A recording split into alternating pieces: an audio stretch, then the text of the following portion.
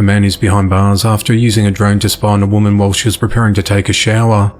At around 11 p.m. on Wednesday the 21st of June, authorities responded to a home along Midland Drive in Cranston, Rhode Island, where a woman reported a drone peering into a bathroom window. She said she had just returned home from work and was preparing to use the shower. Her bathroom window was slightly ajar, and she said she heard a buzzing noise and went out to her backyard, thinking it had something to do with her pool.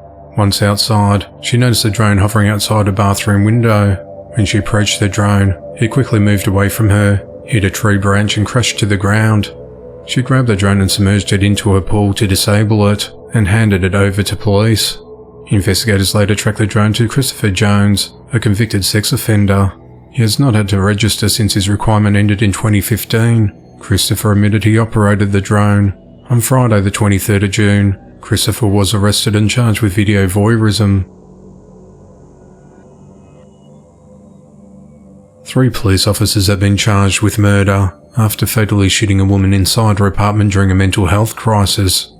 In the very early morning hours of Friday the 23rd of June, authorities responded to an apartment complex in the 6200 block of Old Pearsall Road in San Antonio, Texas on reports of a disturbance and vandalism. Investigators said that a woman identified as 46-year-old Melissa Perez was behaving erratically, destroying things in her apartment and cutting through wires of a fire alarm system of the apartment complex. When officers arrived, they located Melissa in the parking lot and tried to talk to her, but she ran back to her apartment and locked herself in. She then reached for a glass candle and threw it at the officers. One group of officers was at the front of the apartment, and 3 officers were stationed at the back patio of the apartment, identified as Alfred Flores, Eleazar Alejandro, and Nathaniel Villalobos. The 3 officers tried to coax Melissa out of the apartment, but she refused. Soon after, 2 of the officers jumped the railings and got onto the patio. Melissa then picked up a hammer, then swung the hammer from inside the apartment towards the officers and hit the window, breaking it. One of the officers fired his weapon at Melissa, but it didn't appear that she was struck.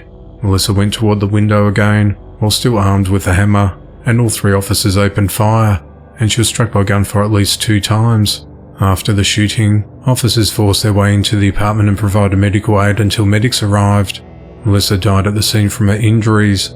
After reviewing body cam footage, the 3 officers were taken into custody late Friday and charged with murder. Their bonds were set at $100,000 each.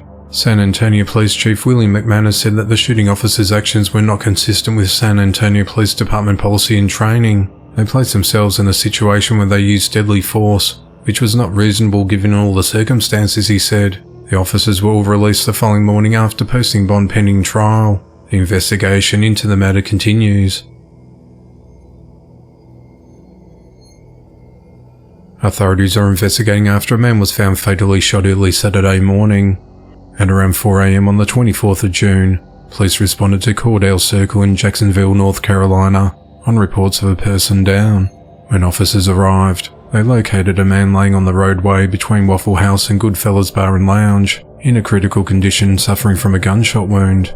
Medics arrived and attempted life-saving measures and transported him to a local hospital, where he later succumbed to his injuries. The victim was identified as 44-year-old Andre Markel Lewis, and his death was ruled a homicide. Investigators believe that this was an isolated incident. Police have not released a motive or made any arrests in the case, as the investigation into the matter continues. A teenager is behind bars and is accused of fatally stabbing a man over the weekend. At around 7:30 a.m. on Sunday the 25th of June, authorities responded to a home along the 900 block of Summer Breeze Drive in Brandon, Florida, and found a man inside a residence with upper body trauma. The victim was transported to Brandon Regional Hospital, where he later died.